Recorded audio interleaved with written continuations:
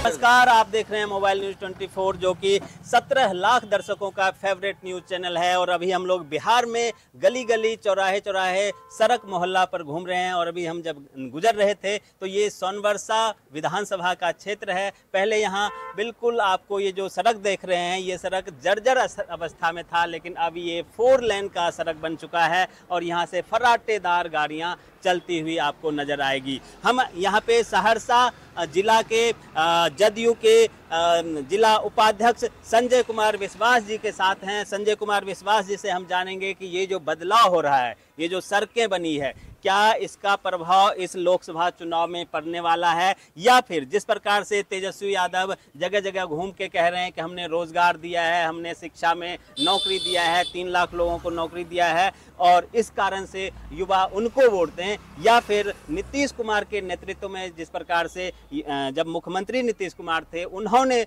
शिक्षकों का बहाली निकाला, तो ये जो शिक्षा में बदलाव हुआ है, शिक्षक का नौकरी मिला है, वो श्रेय नीतीश कुमार को जाता है या फिर तेजस्वी यादव को जाता है? आप क्या मानते हैं संजय जी, ये आप लोग नीतीश कुमार के नेतृत्व में जो शिक्षकों की बहाली हुई है वो श्रेय नीतीश कुमार को मिलना चाहिए या फिर तेजस्वी यादव को मिलना चाहिए? बिल्कुल नीतीश जी को मिलना चाहिए। ये सारी योजनाएं नीतीश कुमार का 2018-19 से ही चला आ रहा है। ये शिक्षक बहाली प्रक्रिया, ये तो कुछ क्षण के लिए हमारे नीतीश जी भटक गए हुए थे, इसलिए थोड़ा उनको ये सामना करना पड़ रहा है। 2005 से पहले बिहार में क्या स्थिति था और 2005 के बाद नीतीश जी जब आए वह क्या स्थिति है वह सबके सामने है। बिल्कुल, नीतीश जी के आने से बदलाव तो काफ़ी हुआ है। सड़कें में अभी दिल्ली से बिहार आने में 9 घंटा लगा और बिहार में हालांकि थोड़ी सड़कें यूपी के बराबर नहीं है, लेकिन फिर भी बिहार की सड़कों में काफ़ी बदलाव आया है। हम 3 साल पहले भी आए थे यहाँ पे। 3 साल पहले जो स्थिति थी उसमें और अब में आसमान जमीन का अंतर है। हालांकि जिस प्रकार से शिक्षक को लेकर, रोजगार को लेकर जिस प्रकार से कहा जा रहा है कि तेजस्वी यादव आए इसलिए नौकरी मिला है, जबकि मुख्यमंत्री तो नीतीश कुमार ही थे, ये सभी जानते हैं। इसका वो लोग कल तेजस्वी यादव भी आए हुए थे यहाँ सौर बाजार में, कल या परसों आए हुए थे, चौसा में भी आए थे। कल नीतीश कुमार आपके आलमनगर में आए थे, आज भी इसी क्षेत्र में हैं, 2-3 दिन शायद सहरसा मधेपुरा क्षेत्र में ही वो रहेंगे।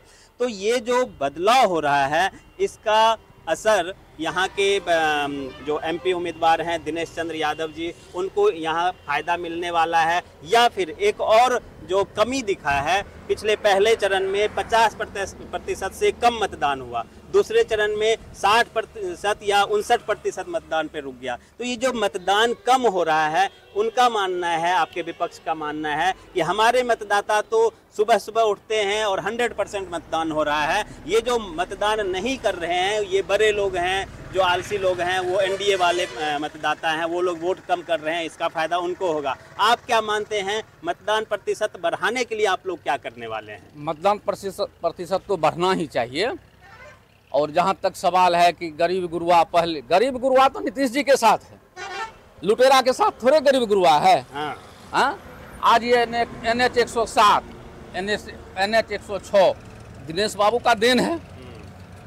कोसी कमिश्नरी का विश्वकर्मा कहलाते हैं। बहुत सारी उनकी योजनाएं हैं, गांव-गांव, गली रोड, पुल पुलिया बनवाए गए हैं नीतीश कुमार के, दिनेश बाबू के द्वारा, नीतीश कुमार के द्वारा। और हमारे स्थानीय विधायक सह मद निषेध निबंधन मंत्री बहुत ही लोकप्रिय विधायक हैं यहाँ के, और उनको जो है सो इस सोनबरसा विधानसभा में खासकर बहुत ज़्यादा चिंतित रहते हैं। और एक भी उनका कहना है कि अगर कोई भी 1 किलोमीटर से भी कम अगर कहीं रोड बचा हुआ है तो वो जन कार्यकर्ता जो हैं, आप लिख करके दीजिए, आपको 6 महीना के अंदर स्वीकृति मिलेगी और वह रोड और पुल पुलिया बन के तैयार हो जाएगा। बिल्कुल विकास कार्य हो रहा है, इसमें कोई संदेह नहीं है कि बिहार में बदलाव आ रहा है, ये हम लोग भी देख रहे हैं। नाखुशी कुछ लोगों में है, कुछ लोगों का ये कहना है कि जो आपके सांसद जी हैं वो आते नहीं हैं, उनके गांव में मिलते नहीं हैं, लेकिन वोट तो फिर भी उन्हीं को देंगे, जाएंगे कहाँ। लेकिन ये एक नाराजगी लोगों में दिख रही है, आपको भी कुछ लोगों ने शायद कहा होगा। अगर ऐसा होता है तो हम लोगों को जवाब देते हैं हम लोग। जी जी। जैसे एक साल में 8 महीना अगर केंद्र का सेशन चलता है तो उसमें अगर भाग नहीं लेंगे, वहाँ जो काम नहीं करवाएंगे तो सिर्फ क्षेत्र में आ करके बैठ करके काम नहीं हो पाएगा। वो कहते हैं ऐसा बात। और 4 महीना जब आते हैं तो वो भी हर एक जगह गांव-गांव जाते हैं। अब मान लीजिए कोई शादी विवाह है, श्राद्ध फंक्शन है, आप खबर कीजिएगा तब तो आपके पास आएंगे वो। बिल्कुल बिल्कुल बिल्कुल। तो एक बार ऐसा होता है कि हम लोग खबर देते हैं तो आते हैं। अंत में एक जो सवाल फिर से हम दोहराएंगे कि 17 लाख लोग आपको देख रहे हैं इस चैनल पे, उन तमाम दर्शकों को आप क्या अपील करना चाहेंगे कि जो तीसरे चरण का मतदान है या जो अभी 4 चरण और बाकी है, 7 चरण होना है मतदान, उसमें मत प्रतिशत बढ़े, ज़्यादा से ज़्यादा लोग वोटिंग करने आए। पहले हम लोग देखते थे 75% मतदान बिहार का होता था, लेकिन अभी पता नहीं क्या हो गया है, लोग मतदान क्यों नहीं कर रहे हैं। उनसे क्या अपील करना चाहेंगे ताकि ज़्यादा से ज़्यादा लोग मतदान करें? वैसे क्षेत्र तो काफ़ी पिछड़ा हुआ क्षेत्र है, इसमें कोई दुराई नहीं है। गरीब गुरुआ का क्षेत्र है और सभी लोग खेती बाड़ी का भी अभी समय है। मकई कटनी चल रहा है, कुछ पटवन चल रहा है, गेहूं कटनी है। और कुछ लोग ऐसे लाचार हो जाते हैं कि हो जाएंगे, वोट गिरा देंगे, चले आएंगे, अच्छा टाइम मिल रहा है जा रहे हैं। लेकिन हम लोग प्रोत्साहित करते हैं उनको, नहीं भाई मतदान है, मतदान कीजिए। हमारे बूथ पर जो है सो हम लोग 85% मतदान करते हैं।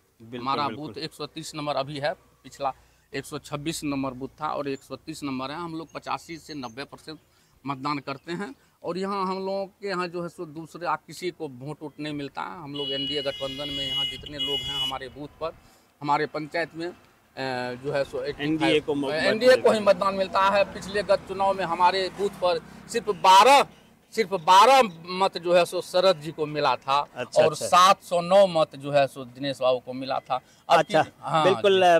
पिछले चुनाव में, पिछले 3 चुनाव में तो मधेपुरा से वो आ ही रहे हैं और पहले खगड़िया में भी रह चुके हैं।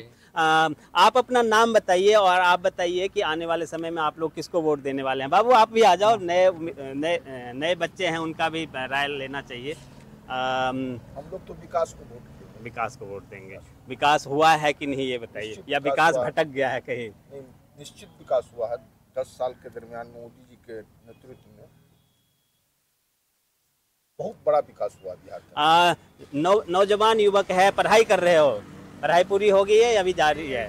वोट बन गया है? नहीं, वोटर में नाम आ गया है, पहली बार आया है। तो ये फर्स्ट वोटर है और पहली बार वोट देने वाला है। कैसा उत्साह है, क्या सोच के वोट दोगे तुम इस बार? जो विकास कर रहा है उसी को देंगे। जो विकास है मेरा अथी में। अच्छा, तो जो विकास कर रहा है उसी को वोट जाएगा। स्पष्ट है कि बिहार में विकास को वोट जाएगा। और विकास किसने किया है ये आप देख सकते हैं कि 5 साल पहले यहाँ पे आयुष्मान कार्ड गरीब गुरुआ के लिए बहुत ही सफल योजना है नरेंद्र मोदी, नीतीश कुमार जी का।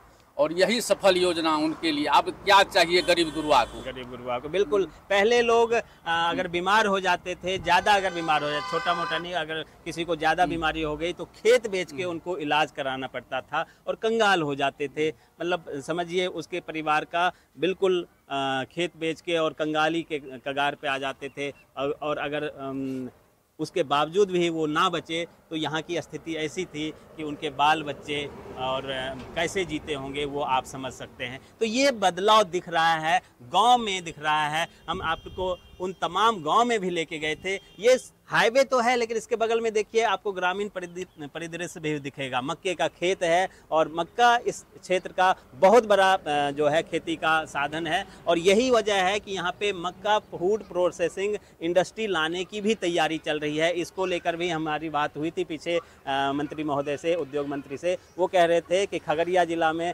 फूड प्रोसेसिंग उद्योग लगाया जाएगा। इससे नौजवानों को रोज़गार मिलेगा, युवकों को रोज़गार मिलेगा और यहाँ से पलायन जो बढ़ता जा रहा था उस पलायन को भी रोका जा सकेगा। बने रहिए मोबाइल न्यूज़ 24 के साथ। आप तमाम 17 लाख दर्शकों का बहुत बहुत धन्यवाद। ऐसे ही आपका प्यार बने रहे। आप तमाम लोगों का बहुत बहुत धन्यवाद। आपका भी विश्वास जी बहुत बहुत धन्यवाद। Thanks sir.